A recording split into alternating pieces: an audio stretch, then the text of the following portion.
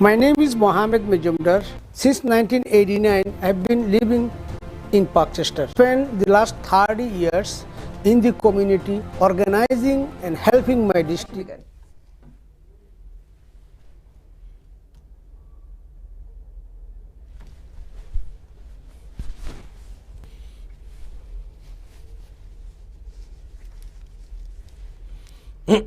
Hello.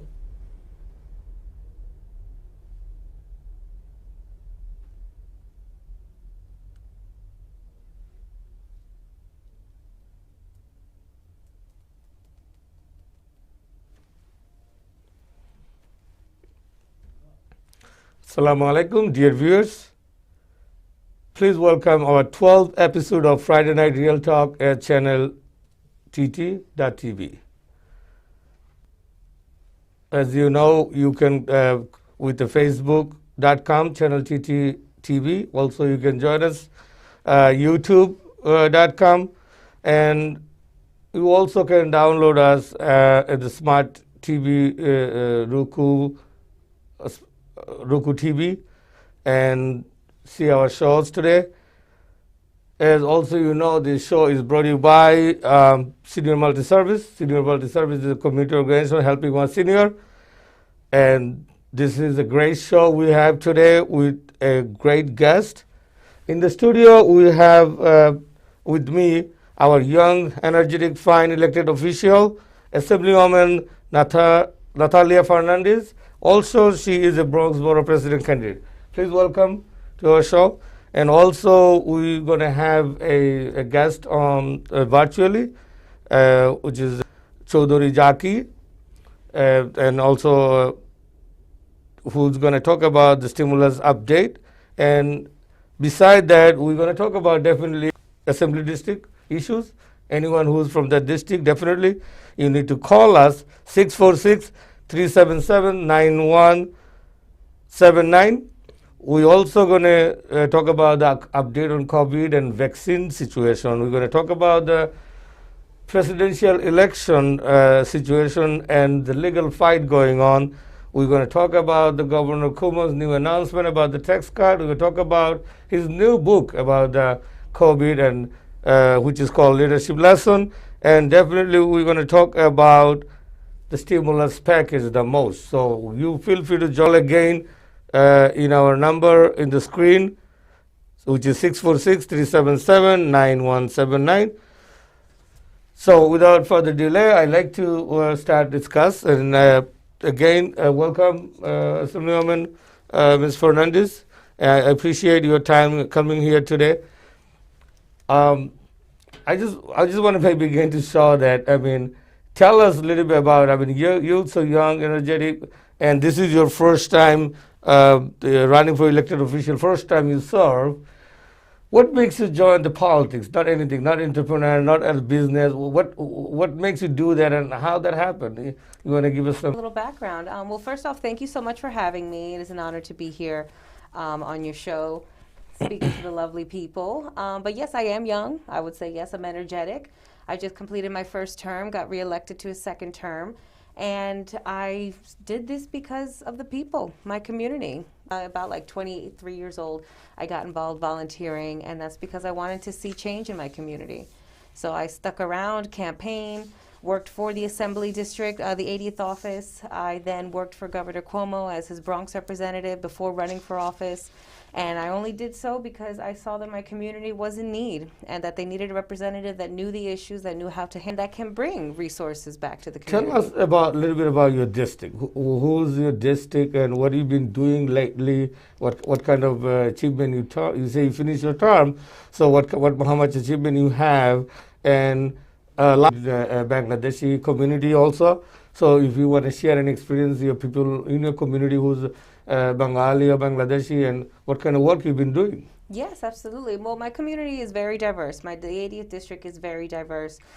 We have a good population of Latinos, but also a great growing population of Bengali, Pakistani, and Yemen.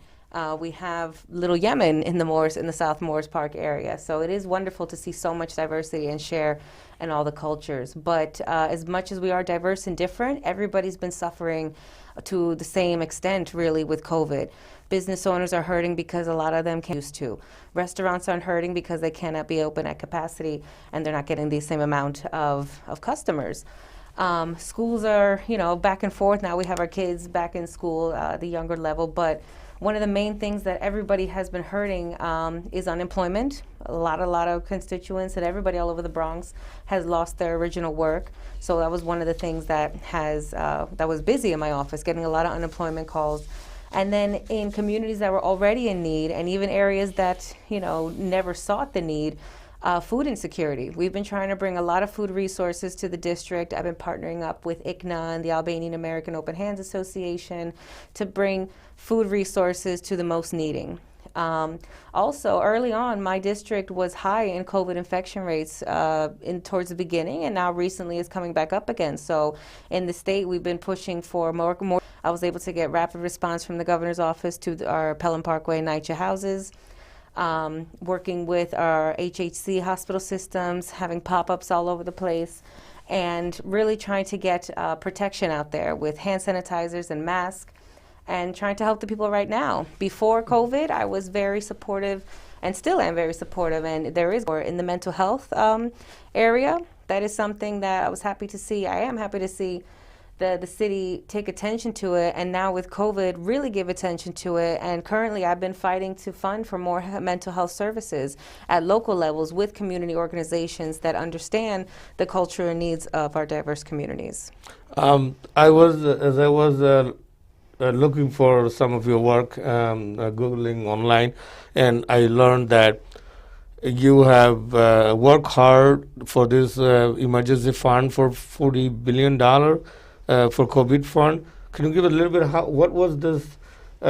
Is it 40 million? Is it state fund? And what was this bill? What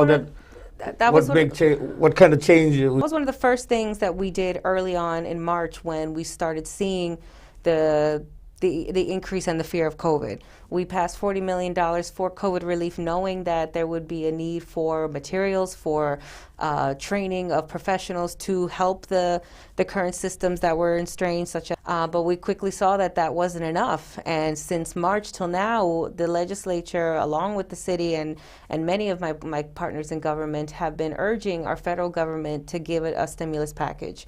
We got one during the summer, but it's all ran out. Part of that package gave us the rent relief program that the state had put this year, $100 million to give rent subsidies for families that were struggling paying rent because they lost jobs. We gave, I believe, $1 billion in food contracts all over the city that have run out. So we are in really desperate need for some federal assistance to help in many different areas aside from food and rent. But our small businesses are desperate for more relief. That first package didn't have enough, and barely any came to our communities.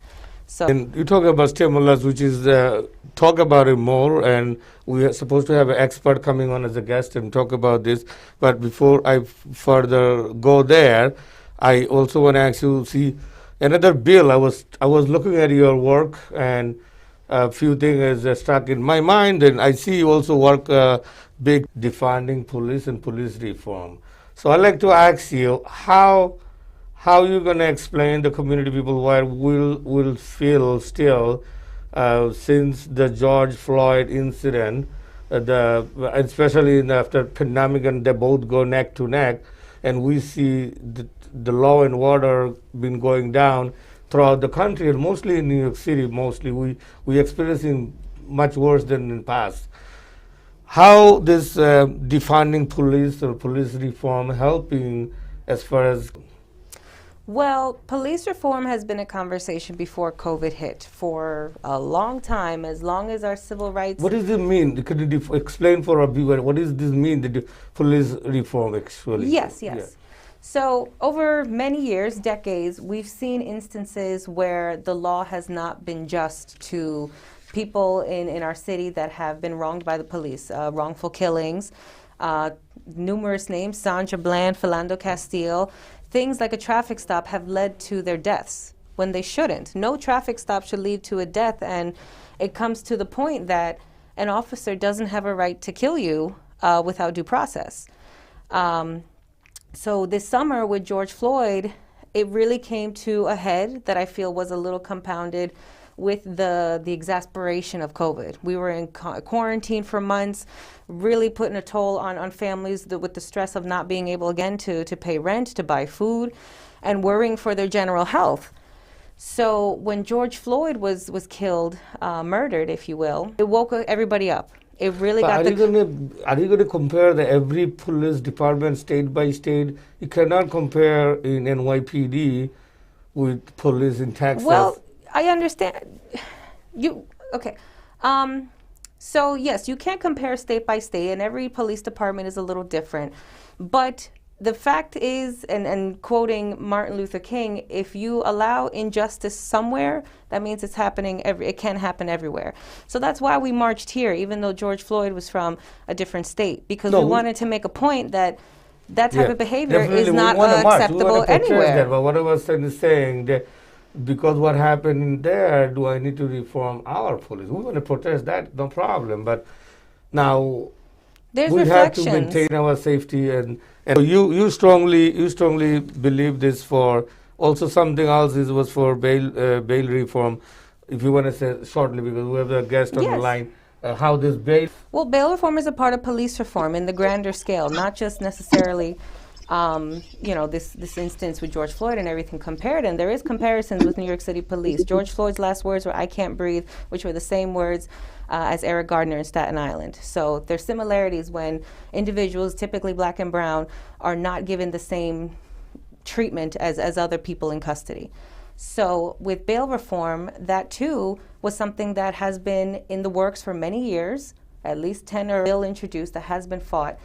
But in the height of the marches where out for change, we know there needs to be is that any individual, I could commit a crime, you could commit the same crime. We both get arrested. We're both now in a holding cell, but they post bail. You have $500. You could pay yourself $500. So now because we committed the same crime and I'm poor, I have to stay in jail until I have the money. That's the problem. We're criminalizing people for being poor. So we need to allow them to have a fair due process, not be jailed before actually being convicted of a crime. Thank you for that. We want to move to, we're talking about stimulus. We want to talk more about stimulus. Before that, we have a guest who's going to give us a brief update. He's an expert. Please welcome Abdul Chaudhary Jaki. He's the CEO of a Dynamic Consultant. Can you hear me, please? Yes, I can hear you. Assalamu alaikum, everyone. Hello, ma'am. How are you? Yes. Can you hear me, please? Yes, I can hear you guys. Yes. Yes, good. Please, Mr. Abdul Chaudhary Jaki, please go ahead.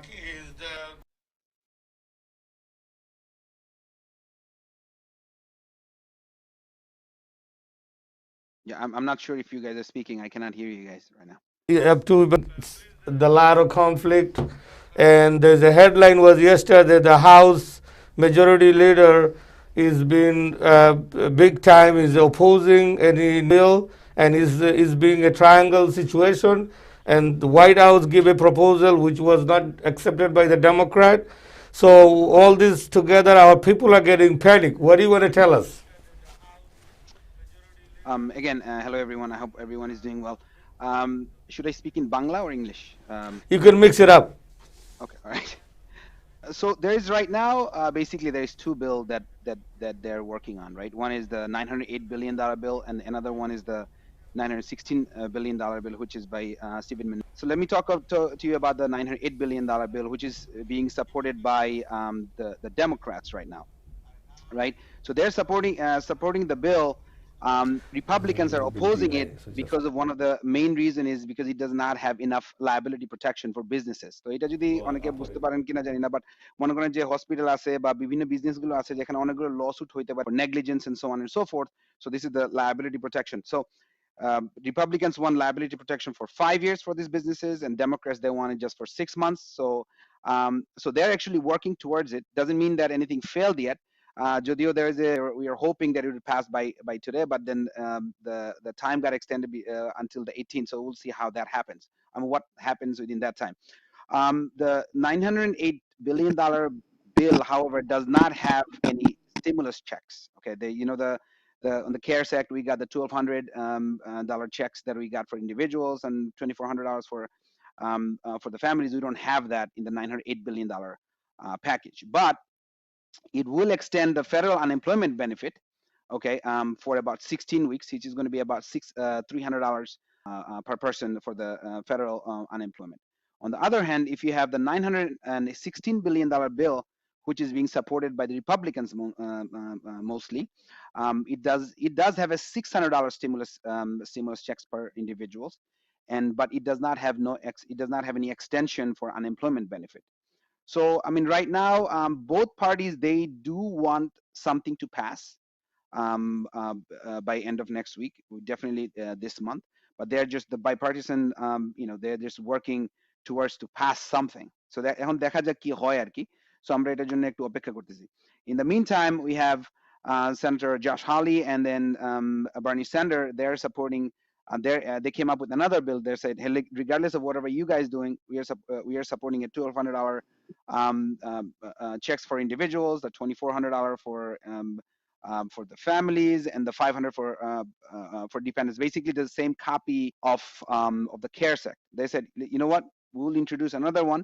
In either you pass it through the other stimulus packages or the government funding and so on and so forth. So Bernie Sanders, they're saying whatever happens by this month, we'll pass something. By this time, there are some reports came up, which is about 17% restaurants in the United States right now is closed. I don't know if you know that, but those of you who has restaurants, restaurant owners, they know how they're suffering. So they're basically saying, listen, if you don't give us some kind of stimulus, it's going to get worse and worse, and we don't know what's going to happen for the small businesses. So that's the summary of what happened. Thank you. No, thank you very much. We appreciate. I'll kind of come back to the Assemblywoman. So I know Abdul Chaudhary, you're so busy, so I will let you go. And I appreciate your input, and I'm going to have Assemblywoman comment on it. So you heard Abdul Chaudhary Jagi. He's very expert on the tax, and he's helping our community a lot, and he's doing multiple business, so he give us a nice update. What I would ask you, do you think this, how you say it, Mitch McConnell, he changed his position after Biden won big time, or is he maintaining the same thing? What is the struggle now then compared to before? I mean, I think compared to before, now we know for sure that Biden is going to be the president. We've been known since. No, as far as how they want to help out the pandemic, he knows that the money is needed. People are suffering. And so what is the struggle? What is the challenge here? The challenge is coming to an agreement, and I think it's unfortunate that the Republicans are not agreeing to a stimulus check. Families are in need, whether we can still work or not. Some of us are not working the same. So, and then on top of that, we're encouraging everybody to stay home, especially with the second wave here. But how can we tell families, business owners, business employees to stay home when they know they need to work to put food on the table? So a stimulus check, I think, is very needed right now. I understand that, but I'm just trying to get your understanding of a logical point. Whatever the Republican doing, how they're making sense, and what about their district, people at this district, how they're able to survive their constituency to do that, blocking the money and facing the challenge. Honestly, I think they blocked it for so long because they were waiting for the election to pass, because we've needed this for months before the election. And I think that now election's over, they're willing to move forward. Do you know that, I forget the number of, 12 million Americans will exceed the unemployment just before the Christmas, by next week or two. Exactly. That's a very bad situation. And it's horrific. And whatever they're playing in the triangle, and he just said everything. So what do you think if it didn't go through by the December? What do you think what are you accepting from the Biden administration? Anything can be done because the House is. We still have to win the House. I mean, the Senate. There's an election on January 5th in Georgia, and that's going to be the deciding factor as to who has the majority in the Senate. We have a majority in the House of Representatives, Democratic leadership in the presidency. In the Senate, it's literally 50-50 almost. It's 48-50. 48-50, yes. So we're hoping to win both senators, Warnock and Ossoff in Georgia. But even if we get one, then it's split even, and we have Madam Vice President Kamala Harris to be the tiebreaker. Yeah, that's what the senator, is it still Senator Julian Castro said, that nothing going to get done if we miss the Georgia. So Georgia is very important. Yes. And even though the whole thing looked like it's impossible because this McCollin has a very bad record. Even President Obama complained after third year of his presidency. I think McCollin became the leader of the Republican, and everything was blocked instantly. Yeah, and so, some people could even criticize, and they have that. But what do you think? And now I want you to respond. What is the chances of our? Because we think we need both seats. The Democrat need from Georgia. What is the chance? I think the chances are very strong. I've been paying attention. I've supported a Warnock and Ossoff fundraiser, and the energy is very much high. One of them African American. The first time a Democratic African American. Okay. So you think there's a high possibility? I think they absolutely have a chance. If you saw the debates recently, his opponent, Kelly Loeffler, I believe her name is, wasn't saying anything substantial. She kept repeating the same attacking rhetoric and just not giving any solutions to the problem right now. Wouldn't admit that Mitch McConnell and the Republican Senate have been holding back relief, and was really just an empty stump. And then Ossoff's his debates, Purdue didn't even show up. So I think that shows Republicans that your opponents don't care enough to actually fight and push Mitch McConnell or even show up to fight for your vote. So for anybody in Georgia, if you know family in Georgia, please, early elections begin December 14th, and the election day is January 5th. Well, so this is the stimulus package we've been talking about, which is very important, and I hope we get some. Now, as you're talking about the election, so I know you would say we're still waiting for January election, but look what's happening with the presidential election.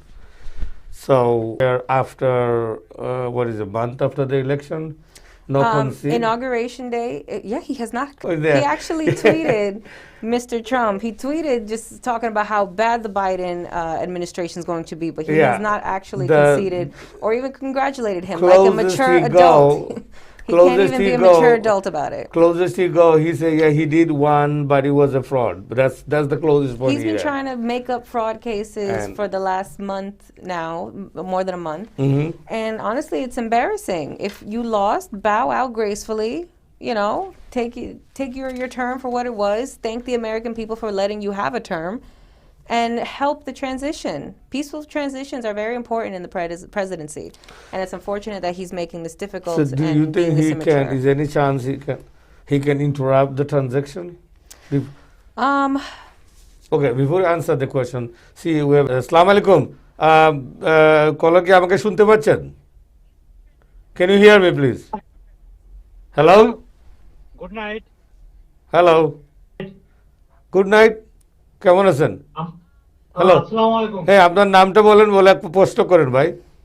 আসসালামু আলাইকুম। ওয়ালাইকুম সালাম, বলেন। আমার নাম হচ্ছে মোহাম্মদ আব্দুল মান্নান। জি, আমি জানতে চাচ্ছি আমাদের এই স্টিমুলার চেকের প্যাকেজের কি অবস্থা, আমরা কি আর স্টিমুলার চেক পাবো কি পাবো না, এই জিনিসটা জানতে পারলে খুব খুশি হব।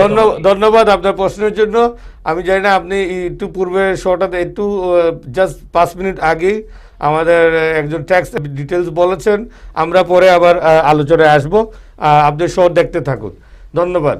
So he was asking about the stimulus check. Is he think he's going to get another stimulus check?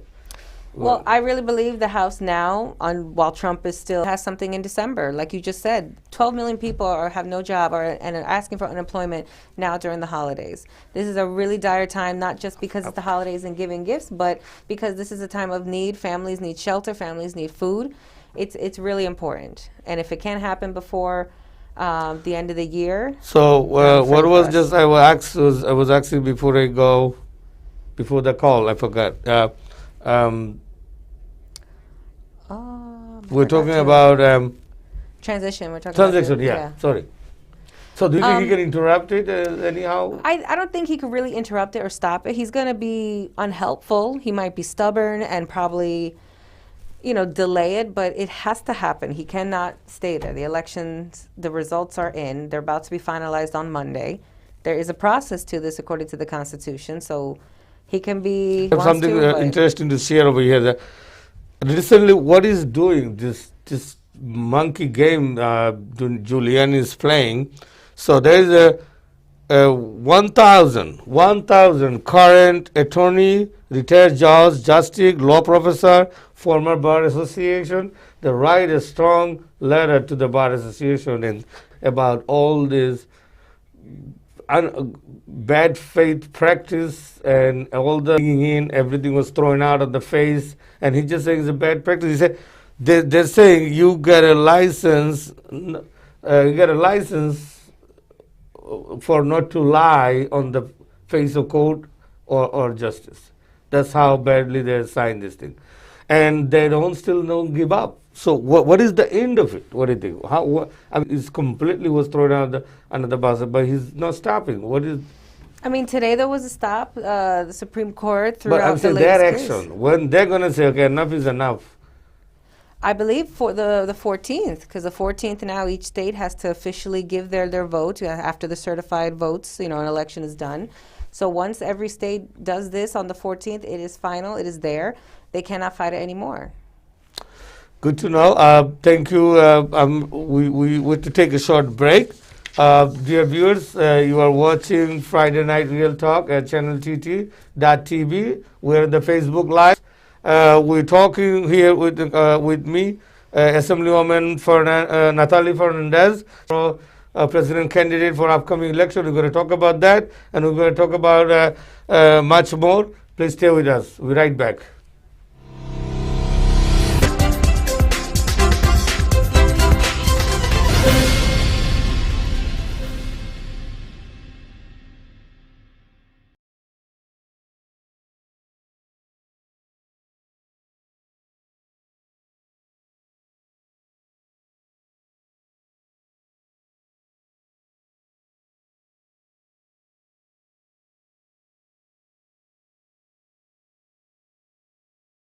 আপনি কি বয়স্ক পিতামাতা ও গুরুজনদের দৈনিক সেবা নিয়ে চিন্তিত?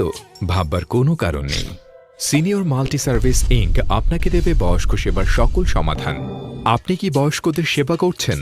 তাহলে আপনার সময়ের মূল্য হবে উপযুক্ত পারিশ্রমিক। এসএমএস ইনক স্বল্প মূল্যে বাড়ির দৈনিক কাজকর্মে যে কোনো ধরনের বয়স্ক সেবা দিতে সদা প্রস্তুত। নিউ ইয়র্ক স্টেটের বয়স্ক ও অক্ষম বাসিন্দাদের আস্থা এসএমএস ইনক এর পূর্ণ ব্যবস্থা। বিস্তারিত জানতে কল করুন 347-778-5252। My name is Mohammed Majumdar. Since 1989, I have been living in Parkchester. I have spent the last 30 years in the community organizing and helping my district because the actual people in the community need a voice. To continue build the Bronx, I cannot build alone. So in June 2021, I'm asking for your vote. Paid for by Majumdar for the Bronx.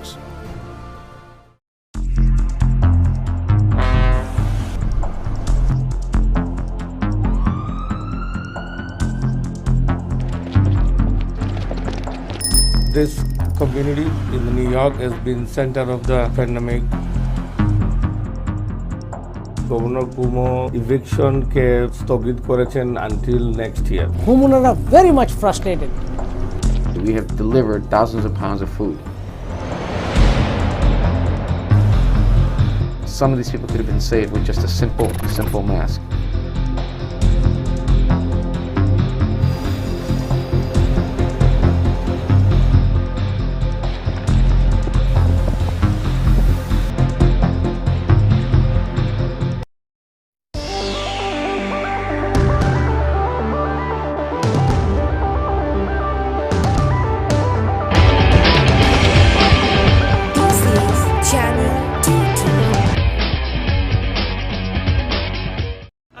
I don't know what the fares are because I've never taken Uber before, but যে unemployment insurance যা হচ্ছে yellow taxi ড্রাইভারকে। Cab চালিয়ে যারা সফল হয়েছেন তাদের দুঃখ কষ্টের কথা শুনবো।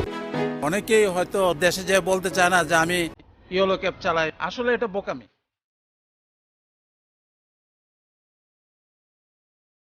আমরা এই যে কেবি, উবার এবং নিজের স্বাধীনতা আছে বলেই আমরা এই মসজিদে নামাজ পড়তে যাইতে পারি অথবা রাস্তায়ও পড়তে পারি। উপার্জন হলে দেশে যে কোনো সময় যাওয়া যায়, কারো কাছে অনুমতি নিতে হয় না, আমি নিজেই বস।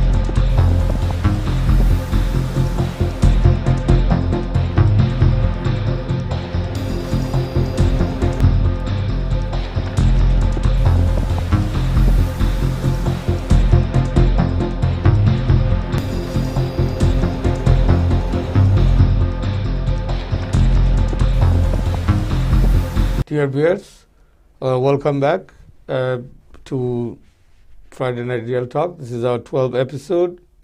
We thank you everyone for staying with us. We have here guest Assemblywoman Natalia Fernandez. She is also candidate for Bronx Borough President. We are talking many issues before we go to break. What we want to talk about right now, our another important issue of the time, which is the vaccine, COVID-19 vaccine. To talk about this, we're also going to have a guest coming from virtually. His name is Dr. Dawan Jahed Nabi. He is a scientist from New York University. Dr.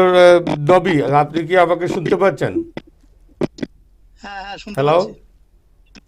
হ্যাঁ শুনতে পাচ্ছি, আপনি শুনতে পাচ্ছেন আমাকে? হ্যাঁ আমি শুনতে পাচ্ছি। ডক্টর নাবি, আমরা কিন্তু অনেকগুলো মিক্স মেসেজ পাচ্ছি। আমরা অনেক রিপোর্টে জানতে পারলাম যে আজকে ওই যে এফডিএ আমাদেরকে পারমিশন দিয়ে দিছে, এরপরে আরো অনেক ধরনের রিপোর্ট এখানে report FDA has approved the vaccine. আপনি কি আমাদেরকে একটু ডিটেলস এফডিএ এর অ্যাপ্রুভাল এটা কি পর্যায়ে, এটা কি ঘটনা সত্যি না হয় নাই, আর না হলে কেন হয় নাই, আমরা কবে নাগাদ এফডিএ এর অ্যাপ্রুভাল পেতে পারি, এবং কখন এই ভ্যাকসিনটা আসলে সাধারণ মানুষের আওতার মধ্যে আসবে, এ ব্যাপারে আপনি একটু আমাদের ডিটেলস বলার চেষ্টা করবেন। থ্যাংক ইউ নজরুল ভাই। প্রথমে আমি নজরুল ভাই এবং কায়েস সহ আপনাদের গেস্ট যে ফার্নান্ডেজ আছে সহ যারা ভিউয়ার আছে সবাইকে সালাম জানাচ্ছি। আসলে কোভিড জানেন অলরেডি প্রায় 7 কোটি মানুষ এফেক্টেড এবং প্রায় 16 লক্ষ মানুষ আপনি মারা গেছে। যেহেতু এটা কোনো চিকিৎসা নাই, সায়েন্টিস্ট এবং ডক্টররা কিন্তু আপনার ভ্যাকসিনের উপরে ইয়ে করছে। এই জন্য ভ্যাকসিন এখন এটা প্রাইম ইস্যু। তো আপনি জানেন যে 5টা ভ্যাকসিন অলরেডি আপনার ফাইজারের, যেটা ফাইজারের তো অলরেডি আপনার 2টা দেশে হয়েছে, একটা হলো ইউকে তে এবং কানাডাতে অলরেডি এটা অ্যাপ্লাই করছে। আপনার যে অ্যাডভাইজারি যে বোর্ড ছিল তারা অলরেডি এটা অ্যাপ্রুভালের জন্য সুপারিশ করছে। এখন এটা আপনার সিডিসিতে আছে। আমার বিশ্বাস যে আপনার কাল ওরা যেটা বলছে শনিবার রোববার এই 2 দিনের মধ্যে আপনার অফিসিয়াল, এবং অলরেডি আপনার কোম্পানি রেডি রাখছে সোমবার থেকে আপনার বিভিন্ন জায়গায় ট্রান্সপোর্টেশন শুরু হয়ে যাবে আর কি। এবং তখন আপনার ভ্যাকসিনটা রিসিভ করবে, তারপরে আপনার এটা দেওয়ার ক্ষেত্রে আপনার অবশ্যই একটা ক্যাটাগরি আছে, যেটা হলো প্রথমে আপনার যারা হেলথ কেয়ার ওয়ার্কার মধ্যে সবাই না, যারা ইমার্জেন্সি এবং কাজ করছে এবং যারা ধরেন কোভিড পেশেন্ট নিয়ে ডাইরেক্ট ডিল করতেছে তারা প্রথমে পাবে। তারপরে আপনার আসতেছে আপনার যারা যেটা হোম কেয়ার সেন্টারে ওল্ড পারসন যারা আছে ওরা এবং ওইখানে যারা কাজ করতেছে, এইভাবে আপনার সাইমেন্টেনিয়াসলি জিনিসটা আসবে। আর একটা গুড নিউজ যে ম্যাডোনার যে ভ্যাকসিনটা, এটাও খুব শর্ট টাইমে আপনার অ্যাপ্রুভালের জন্য তারা অ্যাপ্লাই করবে। এবং এটা আসলে দুইটা ভ্যাকসিনই কিন্তু আপনার একই, দুইটাই আরএনএ ভ্যাকসিন, এবং এটা কোনো ভাইরাস নেই, এই জন্য খুব র্যাপিডলি এটা প্রোডাকশন হবে। এবং এটার আপনার ডেলিভারি বা প্রোডাকশন এটার সাথে যারা জড়িত তারা সেফ আর কি। এই জন্য আমার মনে হয় যে আমার বিশ্বাস যে আপনার এন্ড অফ দ্য জানুয়ারি অনেকেই অনেকেই ইনশাল্লাহ ভ্যাকসিন এর হবে। কিন্তু এটা আপনার অবশ্যই প্রথমে হেলথ কেয়ার ওয়ার্কার, তারপরে ধরুন ফ্রন্টলাইন যারা আছে, তারপরে এসেনশিয়াল বিজনেস যারা, যেমন ধরুন যে গ্রসারি, তারপরে পোস্ট অফিসে যারা কাজ করতেছে, ফায়ার ফাইটার, পুলিশ যারা আছে, এইভাবে আপনার গ্র্যাজুয়ালি আর কি যাবে আর কি। ধন্যবাদ ডক্টর নবী। আমি জানি যে আপনি রোডে আছেন, আমাদের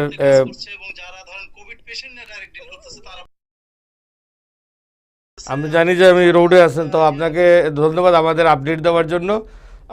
আপনার সাথে আরেকটা শোতে দেখা হবে ইনশাল্লাহ। ধন্যবাদ। আমি এখন এই ব্যাপারটা নিয়ে আমি আমাদের স্টুডিওতে উপস্থিত এসলিমি ওমেন ফার্নান্ডিজের সাথে আসতে চাই, কথা বলতে চাই যে he was explaining that we supposed to get it by the advisor. What he's saying, that advisor has advised, but the panel, who's the panel? I'm not sure. The FDA is the panel? Is FDA would need to approve it. I'm not sure if they did. So how this work? So there's a FDA, the FDA is not required to follow the panel. So I think the advisor is the panel. So the FDA is very, very particular, and I just want to quote something. It's funny, so so this way you can explain that. If something happened is very big, the White House Chief of Staff threatened the FDA that his job is in the jeopardized. That's what he said. The Chief of Staff said, Dr. Han, his job is jeopardized if the emergency authorization was not issued before the Saturday. So why this is the pressure? Because, and why they're not doing it, and why they're pushing? I mean, what do you think? I mean, as far as I've been, learning and understanding that the process of creating a vaccine, it does take a year and a half to make sure that it does work, time to test and time to fix. So there is certainly pressure now to have a vaccine quicker, faster. We've been going through this for now 9 months. So for whatever political benefit there could be, that could be the reason for the threat. I don't think we should be threatening with our medicine. People or chairman, whoever, they subject to fire. They're not a. I don't think so. No, I don't think they have power for that. Yeah. Okay. So that's very. There's also I want to share with this that Donald Trump was directly tweeting this Dr. Han, and he says something very funny. I just want to share. He said that he tweeted directly and tell him that FDA is still big, old, slow turtle. He said that stop playing game and get over this turtle. So as a president, I mean, these people over there, they're